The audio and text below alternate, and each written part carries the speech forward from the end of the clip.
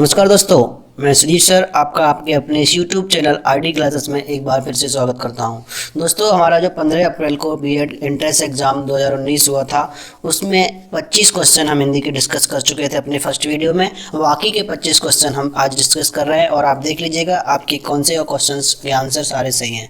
ठीक है, तो अगर आप इसके अलावा भी कुछ वीडियोस जैसे कट ऑफ कितना जाएगा, किस कॉलेज कहाँ कौन से कॉलेज हैं, किस कॉलेज में एडमिशन लेना अच्छा है, किस में पढ़ाई अच्छी होगी, यानी कि अच्छा माहौल कहाँ मिलेगा, कहाँ आपको स्कूल नहीं जाना पड़ेगा, किस तरीके से सारी की सारी डिटेल आपको हम अपने इस यूट्यूब चैनल के माध्यम से देते रहेंगे। अगर आप हमारे चैनल पर नए हैं तो आपका दिल खोलकर स्वागत करता हूँ। दोस्तों, अगर आपने अभी तक हमारा चैनल सब्सक्राइब नहीं किया है तो सब्सक्राइब कर लीजिएगा, साथ ही में बेल आइकन जरूर प्रेस कर लीजिएगा, जिससे कि अगर आने वाली कोई वीडियो है वो छूट ना जाए। ठीक है, तो आ जाइए स्टार्ट कर लेते हैं अपना पहला क्वेश्चन आज का। तो 26वें क्वेश्चन में हमने दिया हुआ है कि छा किस से मिलकर बना है। ये क्वेश्चन आया हुआ था अपने एंट्रेंस एग्जाम में। तो इसमें पहला ऑप्शन था क और छ, दूसरा क और छ, का में हलन था, तीसरा क और स, चौथे में छ और यहाँ। तो इनमें पता करना था कि कौन सा सही है। तो हमने क्या देखा कि जो हमारा छा बनता है तो वो मिलकर बनता है क हलंत वाला और सा, तो इसका आंसर सही होगा सी पार्ट। आगे बात कर लेते हैं क्वेश्चन नंबर 27 की। 27वें क्वेश्चन में डायरेक्ट ही उसमें पूछा हुआ है कि अरे उसने तो कमाल कर दिया, है ना। एक्सप्रेशन के द्वारा भी हम क्या करते हैं, अपने को दिखाते हैं अरे वाह। तो ये क्या होता है, एक विस्मय बोधक होता है। जैसे आपको कभी भी ऐसे क्वेश्चन आए और ये मार्क मिल जाए, ध्यान रखना, ये मार्क ही हमेशा लगता है किसमें, विस्मय बोधक में। तो इसका मतलब वैसे भी समझ में आ रहा था कि ये कौन सा वाक्य है, विस्मय बोधक। तो अगली बात कर लेते हैं क्वेश्चन नंबर 28 की। क्वेश्चन नंबर 28 में पूछा हुआ है वर्णों के समूह को क्या कहा जाता है। जो वर्ड हैं उनके समूह को क्या कहते हैं। तो आप सब जानते हैं जो वर्णों का समूह होता है वही क्या कहलाता है, हमारा वर्णमाला। ठीक है, तो इसका आंसर सही क्या होगा, बी पार्ट। अगले क्वेश्चन की बात कर लेते हैं 29वें में। पेड़ से फल गिरा, मतलब पेड़ से अगर फल गिरा है तो वो वहाँ से क्या हो रहा है, अलग हो रहा है। अब उसमें पूछा हुआ है कारक कौन सा है। तो जो कारक होता है, जो संप्रदान होता है और अपादान, दोनों कन्फ्यूजन होता है। तो अपादान का मतलब होता है अलग होना, जब किसी से अलग होना होता है तो वहाँ यूज होता है अपादान कारक। तो यहाँ पेड़ से फल अलग हो रहा है, इसलिए अपादान कारक इसका सही आंसर होगा। अब आ जाती है, बात कर लेते हैं 30वें क्वेश्चन में। स्वतंत्र सत्ता न धारण करने वाला शब्द कौन सा है। अब यहाँ रखना, यहाँ पर स्वतंत्र सत्ता न धारण करने वाला मतलब जिसका अपना स्वतंत्र ना हो, दूसरे पर डिपेंड हो, तब वो कोई आंसर बताए। यानी कि जो भी निकले उसका वो दूसरे के माध्यम से ना निकले, जो निकलेगा उस दूसरे के माध्यम से वो स्वतंत्र नहीं होगा और दूसरे की हेल्प के बगैर होगा वो स्वतंत्र होगा। तो रूढ़ शब्द जो होते हैं ना, वो होते हैं अपना खुद का कोई टूटे नहीं, मतलब खुद का वर्चस्व रखते हैं, टूटे नहीं। दूसरा योग रूढ़ जो होते हैं, योग रूढ़ में क्या होता है, दो रूढ़ शब्द जब मिलते हैं तो वो योग रूढ़ बन जाते हैं और एक तीसरा अर्थ निकालते हैं। अगर इनको तोड़ दो तो उनका अलग अलग से फिर से क्या होगा, वो एक दूसरे पर डिपेंड हो गए। ठीक है, सत्ता न धारण करने वाला है। अगला यौगिक, जो यौगिक होते हैं ना वो दो शब्दों से मिलकर बनते हैं। ठीक है, और दो शब्दों से मिलकर बनेंगे और उसके बाद अगर हमने इसको तोड़ दिया तो वो तीसरा अर्थ मतलब उनके अलग अलग अर्थ भी निकलेंगे और एक तीसरा अर्थ भी निकलेगा। ठीक है, तो ये डिपेंड नहीं हुए, क्या है, ये स्वतंत्र डिपेंड नहीं हुए, इसका मतलब ये स्वतंत्र हो गए। अब वो कह रहा है स्वतंत्र सत्ता न धारण करने वाला, तो ये दोनों कैसे हो गए, रूढ़ वाला क्या है, अपने आप में स्वतंत्र हैं, लेकिन योग रूढ़ वाले हो गए ना, ये अपने आप में स्वतंत्र नहीं है। क्यों नहीं है, क्योंकि इनमें जो होते हैं ना वो शब्द मिलकर ही एक तीसरा शब्द बनाते हैं। अगर उनको तोड़ दिया ना तो उनमें जो अर्थ निकलेगा, जैसे विज्ञान, आप समझ लीजिए यहाँ पे विज्ञान में क्या है, वी प्लस ज्ञान, और वी प्लस ज्ञान में ज्ञान का अर्थ तो है लेकिन वी का कोई अर्थ नहीं है। इसका मतलब लेकिन दोनों मिल गए तो एक तीसरा अर्थ बन गया। अब ये स्वतंत्र नहीं है, विज्ञान, विज्ञान क्या है, योग रूढ़, ये स्वतंत्र नहीं है क्योंकि ये वी और ज्ञान दो से मिलकर बना है, इसलिए ये इसका आंसर हमेशा 100% क्या होगा, योग रूढ़ होगा। ये कन्फ्यूजन वाला था बहुत लोगों का, ये क्लियर हो गया। 30वें क्वेश्चन की बात कर लिया। अब बात करते हैं 31 में। शब्द शक्ति का भेद नहीं है, यानी शब्द शक्ति का भेद नहीं है, 31वें क्वेश्चन में पूछा हुआ है। तो इसका जो आंसर है वो है बी पार्ट, जो क्या है, बी पार्ट, रस, क्योंकि ये इसमें शब्द वेदी में आता ही नहीं है। शब्द शक्ति में ये तीन आते हैं, बाकी के अभिधा, व्यंजना और लक्षणा, इसलिए इसका आंसर क्या हो जाएगा, बी पार्ट। अगले क्वेश्चन की बात कर लेते हैं 32 में। कौन से शब्द संस्कृत शब्दों से विकसित होते हैं, देख लो, इंजीजी शब्द है, इजी क्वेश्चन है अपना, क्योंकि जो शब्द संस्कृत से विकसित हुए हैं उनको बोलते हैं तत्भव शब्द। इसका मतलब सब जानते थे, इसका ए पार्ट सही है। अगली बात कर लेते हैं 33 में भी, साकी शब्द का तत्सम रूप क्या है। तो जो साकी शब्द है, देखो हमने वीडियो बनाएंगे एक और, अभी नहीं बनाया है, सॉरी फॉर दैट, लेकिन बहुत अच्छा वीडियो बनेगा वो तत्सम तत्व में। जब खा को छा में बदल देते हैं ना तो वो तत्सम रूप ले लेता है, और छा को खा में बदला तो तत्वम। तो ये साकी था वो तत्वम था, और इसका तत्सम जो था, तो खा को जब छा में बदल देंगे तो क्या हो जाएगा इसका तत्सम, तो इसलिए साक्षी हो जाएगा उसका राइट आंसर 33 का। अब बात कर लेते हैं अपने 34वें क्वेश्चन की। 34वें क्वेश्चन में दे रखा है पहला, पलंग शब्द का तत्सम रूप क्या होगा। तो जो पलंग होता है इसका तत्सम पूछा है, और ये पलंग तत्सम में है हमारा, ठीक है। तो तत्सम में पलका, देखो पलका में पलका तो हो ही नहीं सकता, क्योंकि इसके कुछ रूल्स होते हैं। पलका में कुछ चेंज नहीं हुआ, पलंग इसमें भी नहीं हुआ, लेकिन पर्यक इसका डायरेक्ट होता है। वैसे तो इसको ऐसे लिखा जाता है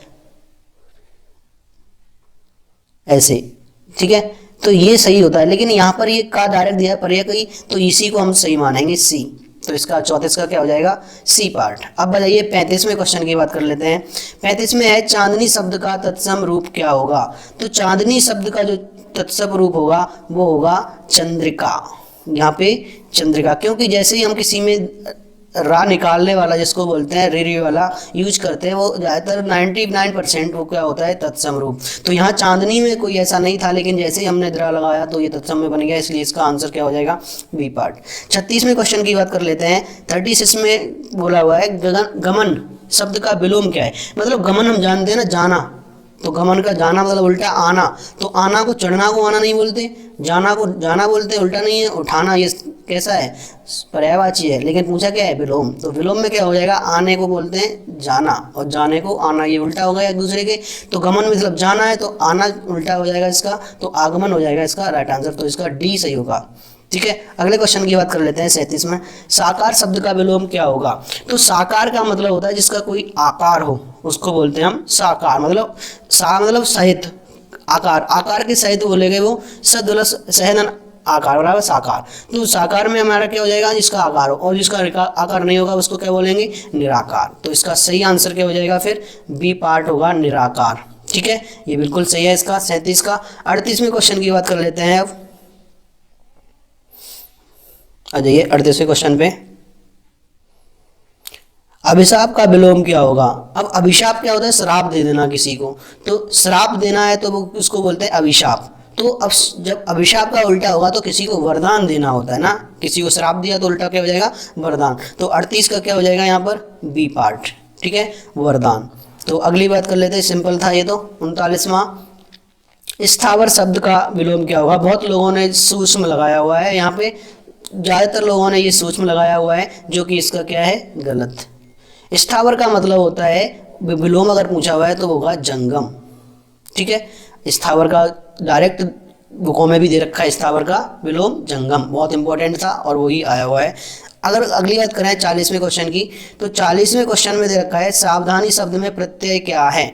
जो सावधानी था, तो सावधान वर्ड होता है और उसमें प्रत्यय लगाए देंगे ई, अब प्लस ई बराबर बड़ी ई बनता है, तो इसीलिए सावधानी में क्या हो जाएगा, तो ई प्रत्यय बाद में लगा सावधान में, तो इसका आंसर क्या हो जाएगा ई, ना कि ये तो कैसे हैं गलत है। 41वें की बात कर लेते हैं। 41 में तक संदेशनी मधुबन कूप भरे पंक्ति में कौन सा अलंकार है। अच्छा, इसमें अलंकार पूछा हुआ है। तो इसमें देखो मधुबन कूप भरे, मतलब कूप कुएं भरे, कुएं से भरे हुए कुएं के समान तुलना कर रहे हैं, मतलब बहुत बड़ा चढ़ा के कर रहे हैं। जब कई चीज़ को बड़ा चढ़ा के बोला जाता है तो वहाँ क्या होता है अतिशयोक्त। तो यहाँ पर भी कौन सा हो जाएगा फिर अतिशयोक्त अलंकार हो जाएगा, इसका डी पार्ट। 42वें क्वेश्चन की बात कर लेते हैं। कौन सा उपसर्ग जोड़ने से जय का अर्थ उल्टा हो जाएगा, विपरीत हो जाएगा। तो जय और उल्टा क्या होता है पराजय। जय में जीतना, पराजय मतलब हरा देना। जय मतलब जीत जाना और पराजय मतलब हराना। तो पराजय मतलब पराजित हो गए, हार गए, तो जय का मतलब जीतना और पराजय का हारना। तो यहाँ पर क्या हो जाएगा फिर इसका परा को अगर हम जो जोड़ देंगे जय में तो उसका अर्थ क्या हो जाता है विपरीत। तो बिल्कुल सही है 42 का क्या हो जाएगा बी पार्ट। 43 की बात कर लेते हैं। रहमन पानी राखी बिन पानी सब सून। तो यहाँ पर दो अलंकार वैसे इसमें निकलते हैं, लेकिन ऑप्शन में उनमें से एक दिया हुआ है जिसका कौन सा नाम है श्लेष अलंकार। तो इसलिए यहाँ पर जो आंसर होगा वो क्या हो जाएगा श्लेष अलंकार सी, क्योंकि इसके जो एक शब्द के साथ कई एक अर्थ जुड़े हुए होते हैं। तो श्लेष अलंकार इसका राइट आंसर होगा। 44 की बात कर लेते हैं।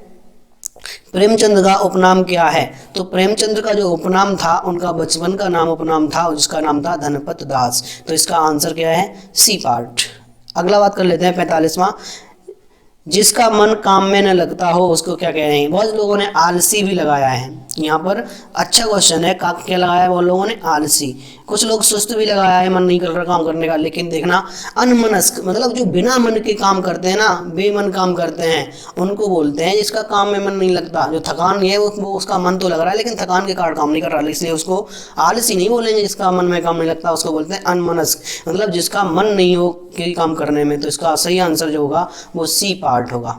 46वें क्वेश्चन की बात कर लेते हैं। कुंद इंदु सन देह उमा रमन वरुण अमन में कौन सा अलंकार है? तो इसमें आपका अलंकार है वो है उपमा अलंकार। तो इसका आंसर हो जाएगा बी पार्ट। अगले क्वेश्चन की बात कर लेते हैं 47वां। आ बैल मुझे मार लोकोक्ति का अर्थ है। इस लोकोक्ति का अर्थ पूछा हुआ है, आ बैल मुझे मार, मतलब हम जानबूझकर क्या कर रहे हैं? अपने मुसीबत को बुलावा दे रहे हैं। तो जानबूझकर में क्या है? झंझट में पड़ना या मुसीबत में पड़ना। क्योंकि हम कह रहे हैं ना, आ बैल मुझे मार का मतलब कि हम जानबूझकर लड़ाई मोल ले रहे हैं। इसका मतलब कह रहे हैं झंझट में मुसीबत में पड़ रहे हैं। तो इसका हो जाएगा बी पार्ट। 48वें क्वेश्चन की बात कर लेते हैं। जेते तुम तारे तेते नभ में तारे। अब इस मक्ति में क्या है? जो हमारा 48 में जो तारे तारे हैं ना, अब इनके तारे तारे तो आया है लेकिन इसके जो अर्थ हैं वो अलग अलग हैं। तो मतलब क्या है? ये कई बार यूज हो कोई वर्ड और उसके अर्थ अलग अलग हो तो वो क्या होता है? यमक अलंकार। तो यहाँ पर इसका आंसर हो जाएगा क्या? B part. अगला जाएगा 49 में। कोयले की दलाली में मुंह काला लोकोक्ति का अर्थ क्या है?